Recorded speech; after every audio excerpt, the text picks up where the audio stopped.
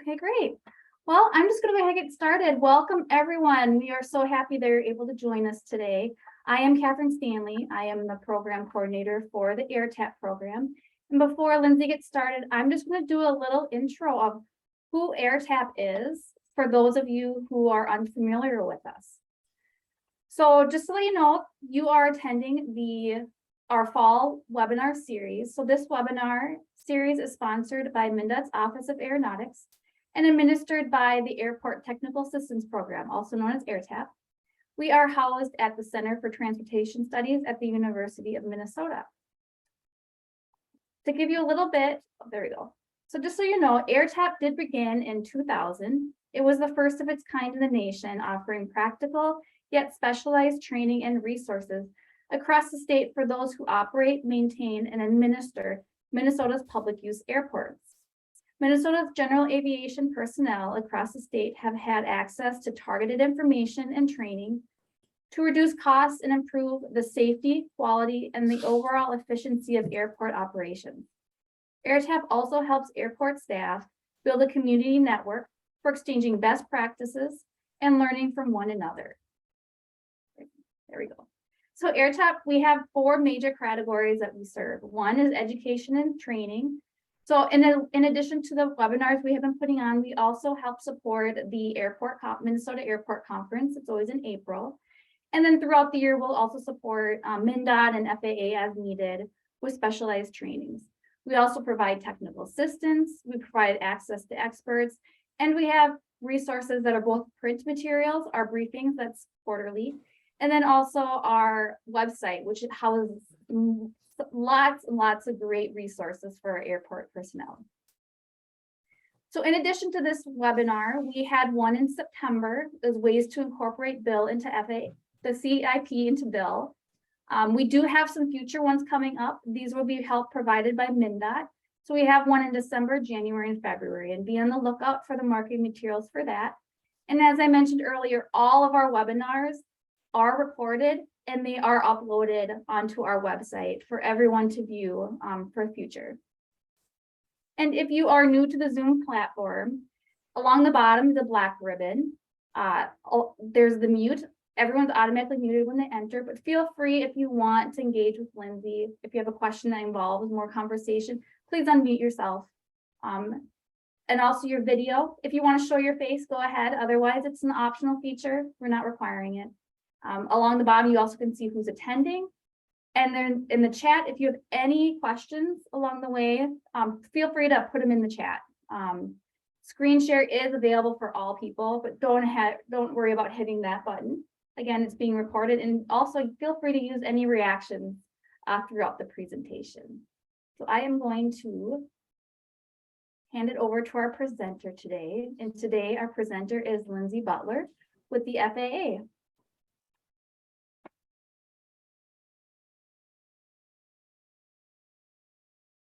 Okay, we see your presentation. Good morning, everyone. And how's audio, Catherine? We good? It sounds good. Yep. Okay, great. Thank you, everybody, for joining. This is the second installment of the fall web series that I've presented. We are taking November off because we are very busy, as everybody knows, working through the start of our FY 2023 grant program. Pre-applications, I have to put a plug in, sorry, Catherine. Pre-applications are due coming this Friday and tomorrow. And then the applications for the Notice of Funding Opportunity for the Competitive Terminal and Tower Program are due on Monday. So please, please, please get your applications in for both if you wish to apply. Thanks, Catherine, for the invitation to present this topic, airport consultant selection and understanding the process. I will say it is not in my normal wheelhouse of topics to present. I'm normally talking more about numbers and grants and things, but we're going to do our best to get through some of the information of this very important topic. as Catherine mentioned, AirTAP does provide a lot of education and training.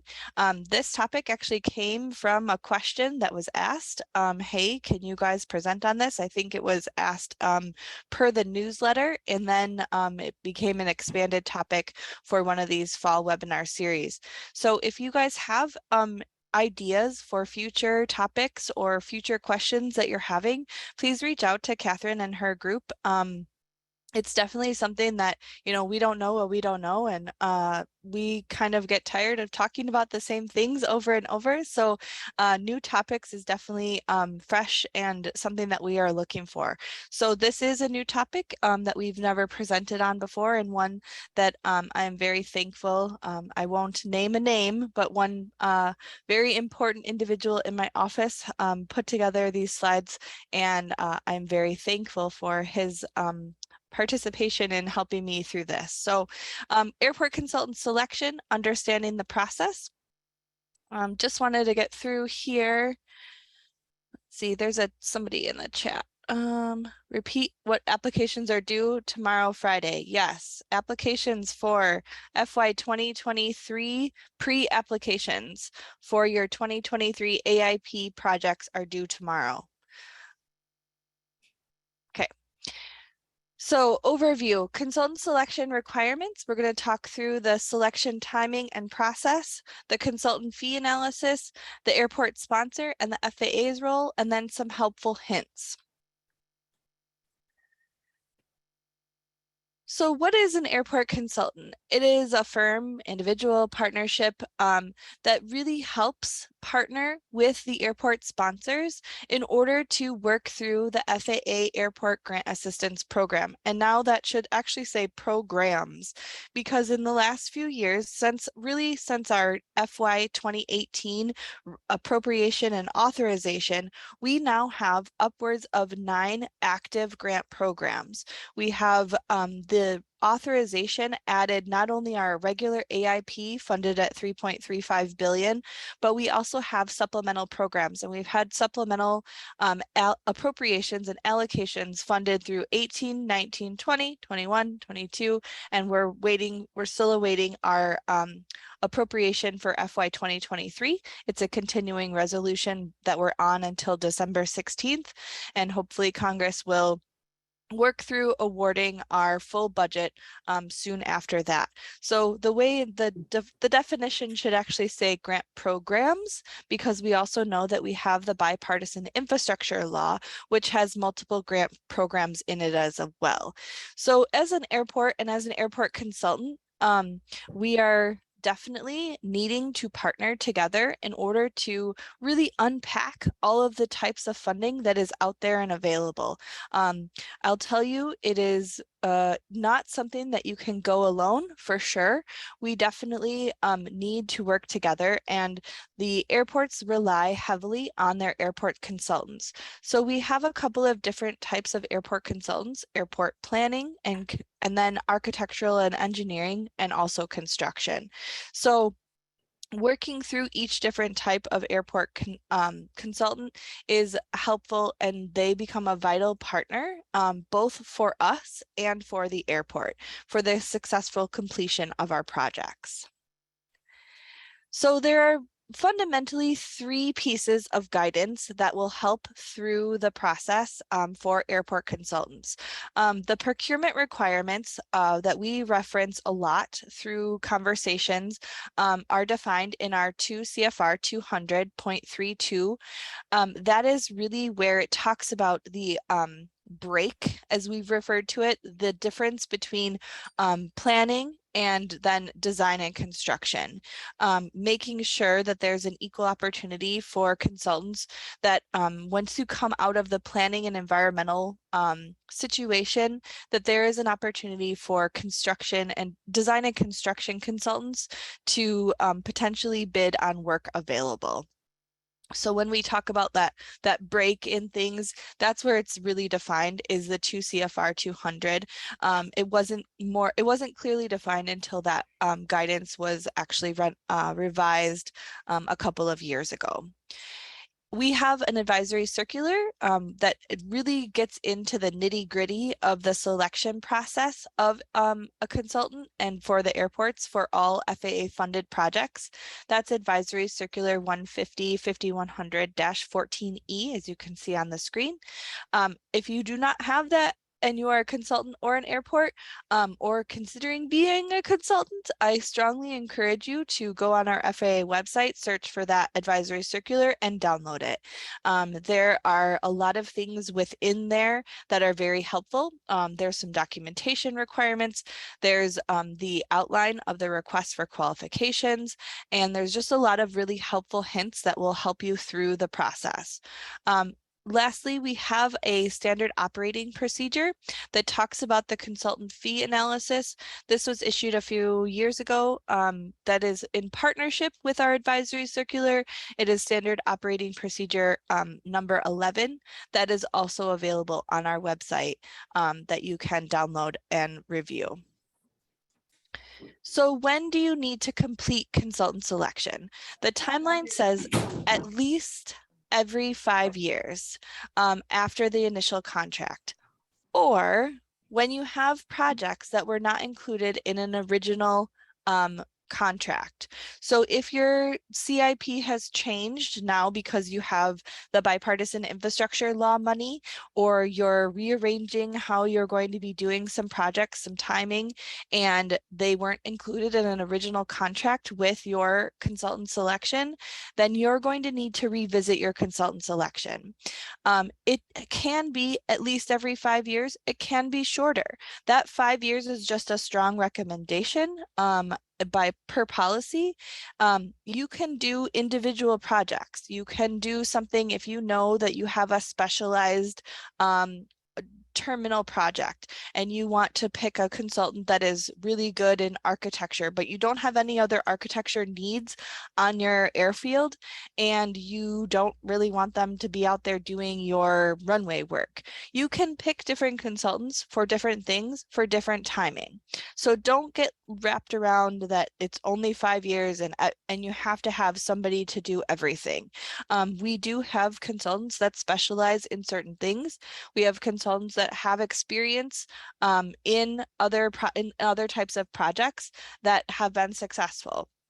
So really you need to tailor your request for qualifications, which is an RFQ, request for qualifications in what you need, not necessarily, oh, here's a 5-year bucket of all of our projects and we're just going to dump everything in. Now, a lot of airports do that because there are full service consulting firms that can do everything from planning to environmental to design to construction, the soup to nuts kind of consulting, but we also, there's different types of new work elements or specialty services, as I talked about before, or you might want to have a different type of planning consultant versus a construction consultant. So all things to think about, and they are described more fully in our advisory circular and the SOP.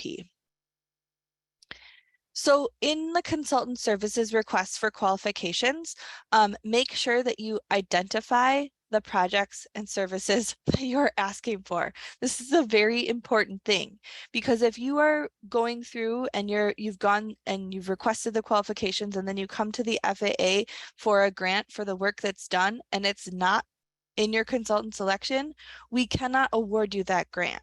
So we need to make sure that the projects and services that you're going through are advertised in your consultant selection. Reference the airport CIP, your capital improvement program.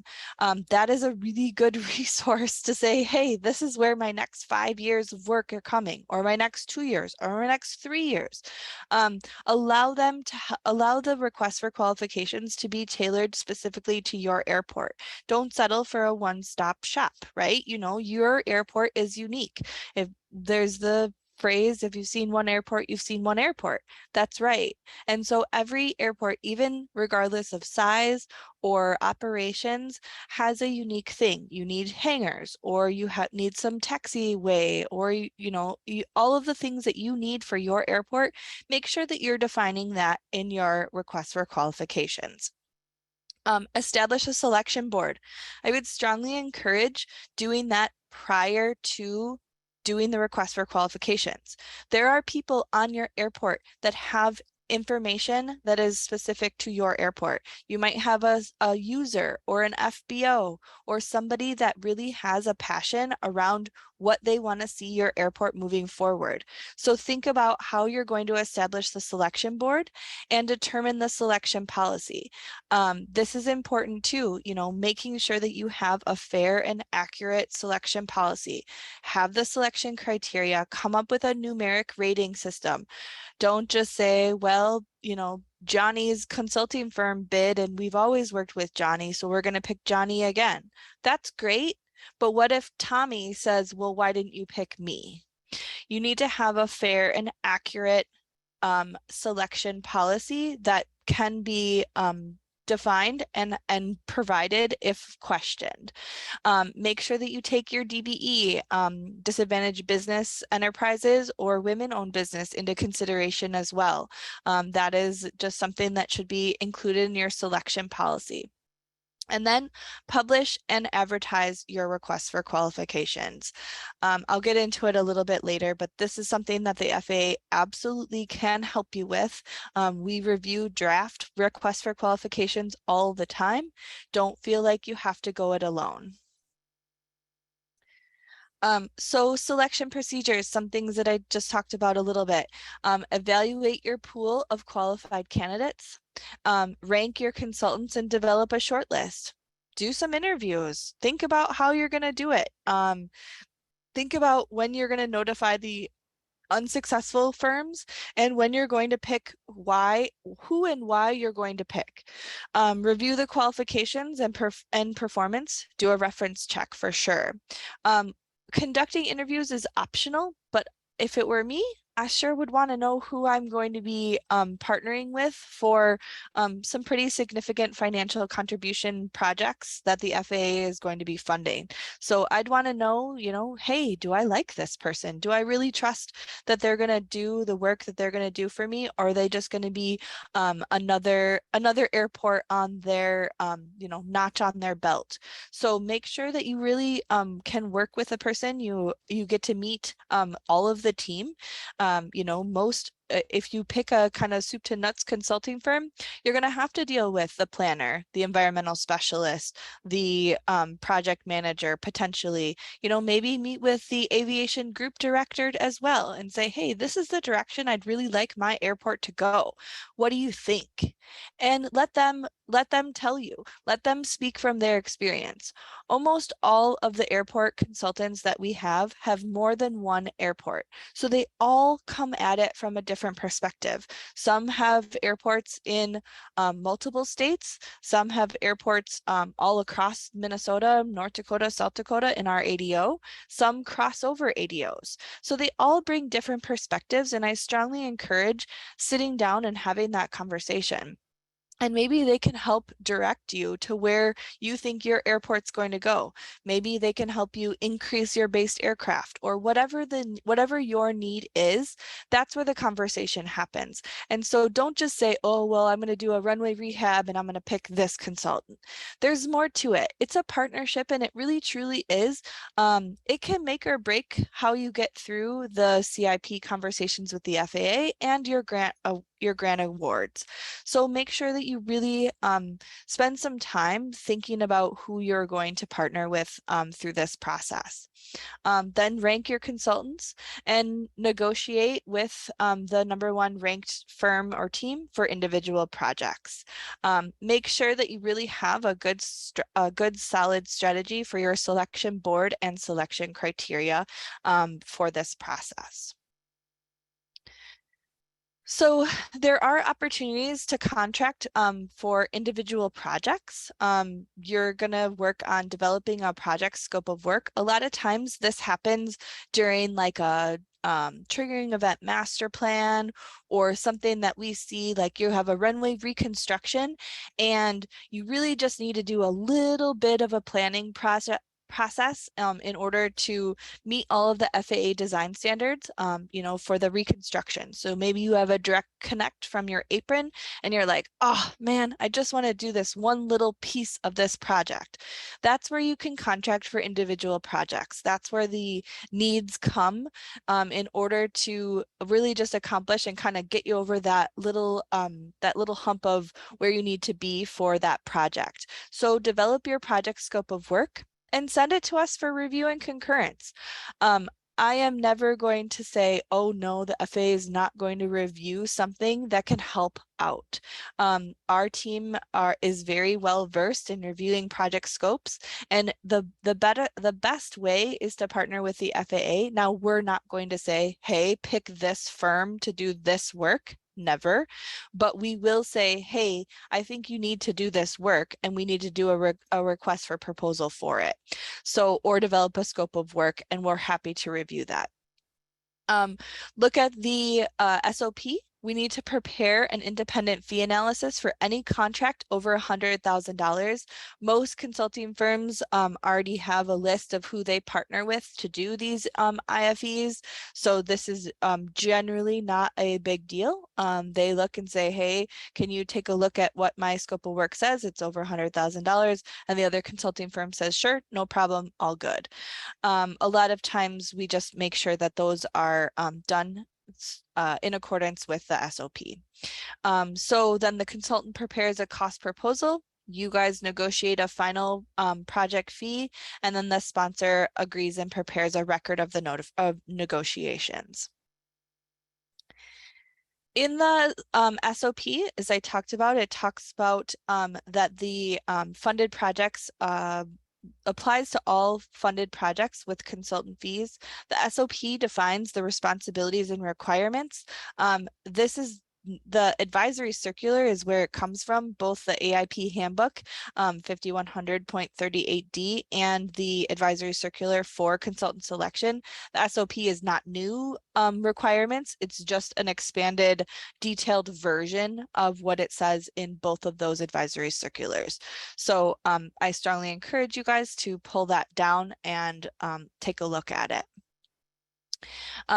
In the SOP, it talks about the contracts for over $100,000 or less than $100,000 and the difference between having the IFE or not having the IFE, comparing the consultant fee with previous negotiated fees, or having a task-based line item review that talks about the independent fee estimator. So most consulting firms are very familiar with this process. Lastly, make sure that you work through, we simply can't just accept the documentation. We have to have a review, submitted documentation per the handbook of all the contracts, regardless of value. So it talks about a timeline of events, including key milestones like a scoping meeting, the preparation or submission of a final scope, the preparation receipt of that independent fee analysis if over $100,000, submission of the proposed fee, and negotiation of the scope. So make sure that you are providing that information to your FAA program manager. And then the most important piece, and we ask for these often, is ensure that we have a record of negotiation letter with your grant application. That's when we say, and we're in a meeting and we say, hey, we haven't seen your consultant selection in a long time. Hey, can you please provide that or provide your record of negotiation with your grant application, making sure that the projects that you're applying for are defined in your consultant selection. So what is your role as an airport sponsor? Making sure that you adhere to the consultant selection procedures, determine the scope and service of the selection policy. That is crucial. I mean, coming up with a plan, you're not going to bake a cake before you have the recipe. And this is really the recipe and the ingredient list of what you want.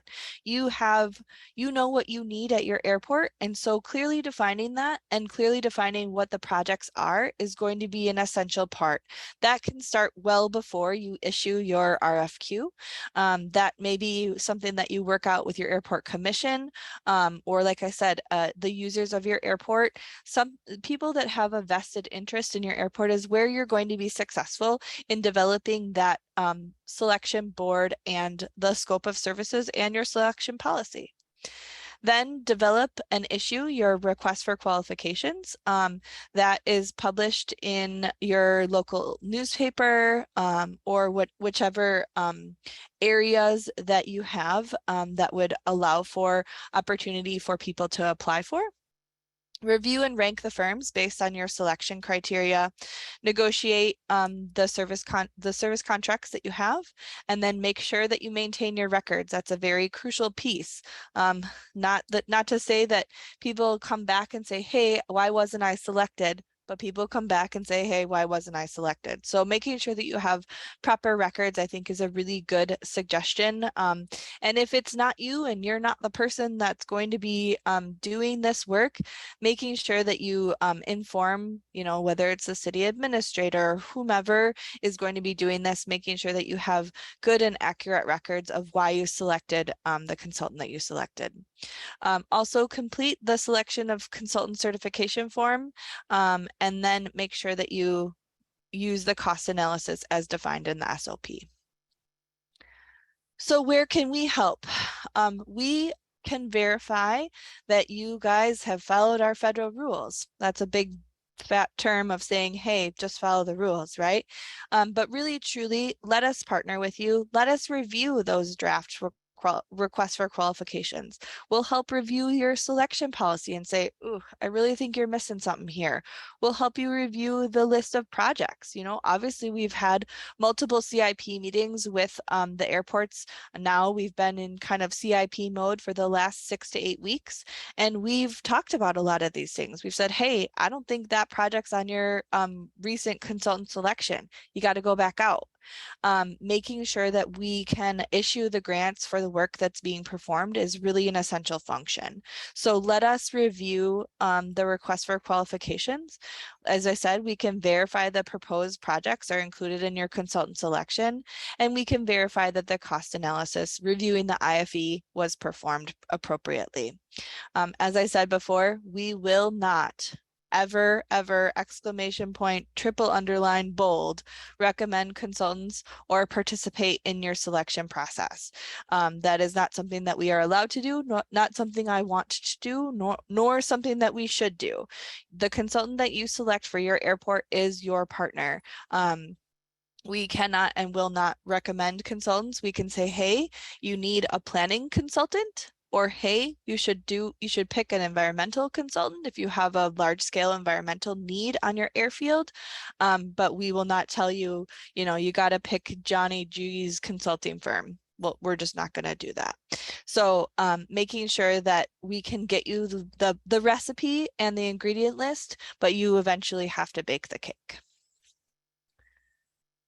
So some helpful hints, keep track, know when your next consultant is selected, and also know what projects are included in that consultant selection. So if you're going through your CIP and you're like, ooh, we're gonna do a runway rehab, geez, that's not on our consultant selection. Well, you need to then go out and re-advertise for that. So making sure you know when that 5-year clock, if you selected a 5-year consultant or less, making sure you know when your next consultant selection is required. We generally have a handle on it because we request those through applications. So we will also remind you, but knowing when your next consultant selection is required is really something that you guys should be able to keep track of. Establish a selection committee. I've harped on that a lot, making sure that you really tap into who's going to be the best advocate for your airfield and your airport moving forward, making sure that you have fair and equitable rating criteria prior to your RFQ is super helpful. Think about your CIP. Like I said, we've been in CIP mode for the last few weeks, and we've really rolled up our sleeves on it with the addition of the bipartisan infrastructure law money. I'll say we kind of threw it all up in the air, and a whole bunch of different CIPs have changed given the influx of additional funding. So it's a good problem to have. It's just knowing where your CIP money falls is a really important thing, and allowing your airport consultant to partner with you on that is really great idea. So as I offered before, you can send the draft RFQs and scopes of work to the FA to review. We are happy to review those and partner with you to make sure that you have everything addressed. Making sure that you complete the process prior to, hey, I want a grant in FY 2023. Can I start my consultant selection now? Yes, start it now. Don't start it in March when applications are due, final applications are due. Making sure that you have sufficient time for that consultant selection process to follow through. Requests for proposals and interviews and selection and all of that takes a little bit of time. So don't wait to the last minute. And then make sure that you receive the independent fee analysis prior to the consultant fees proposal. Here are the links to those 3 pieces of guidance that we talked about: the consultant services selection, or I'm sorry, consultant services advisory circular, the standard operating procedure for the consultant fee. And then there is actually a transportation research board document web resource that is out there as well that talks about the consultant selection. Obviously, this is a big deal. This is where our airports, we rely on the airport consultants just as much as the airports do. So it's a good partnership that we need to continue and make sure that we're all following the same rules for consultant selection. That is me. That is my presentation. And I would open it up for questions or comments. I don't see anything else in the chat. So I would open it up for questions if anybody has any.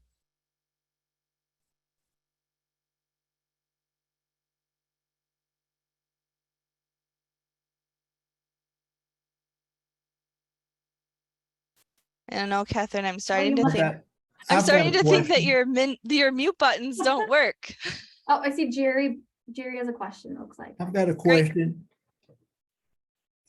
Are these slides available? 'Cause I couldn't take notes that fast. How do we? Yep, so Lindsay she'll email me the slides, and then I always do a follow-up email, and I'll include those in the email. Thank you very much. Yep. And they'll also be on our website. Okay. Sean? Hi, thank you. Lindsay, I'm working on an RFQ right now for Mankato Regional Airport.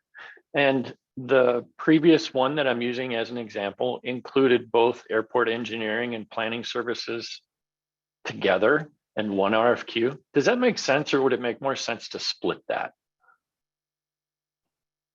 Well, the planning and the environmental, you do have to take a pause per the CFR 200 to allow for that opportunity for a design consultant and a planning consultant. Not all are the same. Not all are one in the same. So if it were me, I would do them separately so that you don't have to do it. You don't have to do the break after your planning and environmental as well. So split it and create 2 RFQs, one specifically for planning, one for engineering piece. And yes, then because your planning could change, and what comes out of planning will have to be bid on from a design and engineering perspective. Okay. All right. Thank you. You're welcome. Looks like Andrew Wall. Hi, Lindsay. Hi, Andrew. Hey, so I'm going through the selection process right now, and I had my selection committee built, and we've started ranking our consultants. However, our city engineer has tendered her resignation, and she is still trying to get me her score sheet. But with, you know, about a week left before she's gone, I'm not going to hold my breath. So I had 4 on my selection committee. That would drop it down to 3 without you know, an engineer involved in the process, which is what I really want. What would be your recommendation moving forward? Can we go with the 3 individuals, 1 being myself? Or should I try to look for someone else who may have, I don't really know within our city departments who else would be a good person to ask. So I'm not sure if there is a defined number that has to sit on your selection. I think if, there's not, I think it's, right, I think the minimum's like, from what I remember reading was 3. sure. So we're at the minimum, but you know, it does say it's recommended to include, you know, like a city engineer, somebody with that type of experience, you know. I think that's just a recommendation. If you Yep. feel that the selection policy that you've established is still going to merit the project and the work that you have out on your airfield, I think that you could proceed. Now you can go through the selection process and not necessarily find what you're looking for, and then you just re-advertise. Okay. Thank you. Okay, those are great. Anyone else?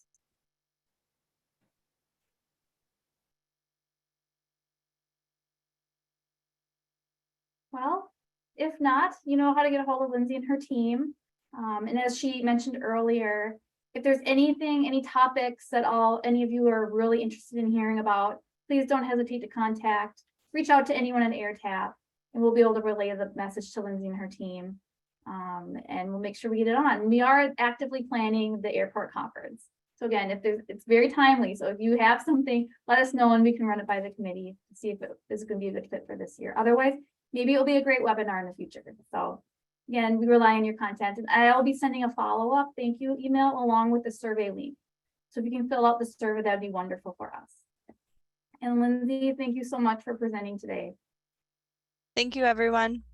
For presenting it for the first time. You did a great job.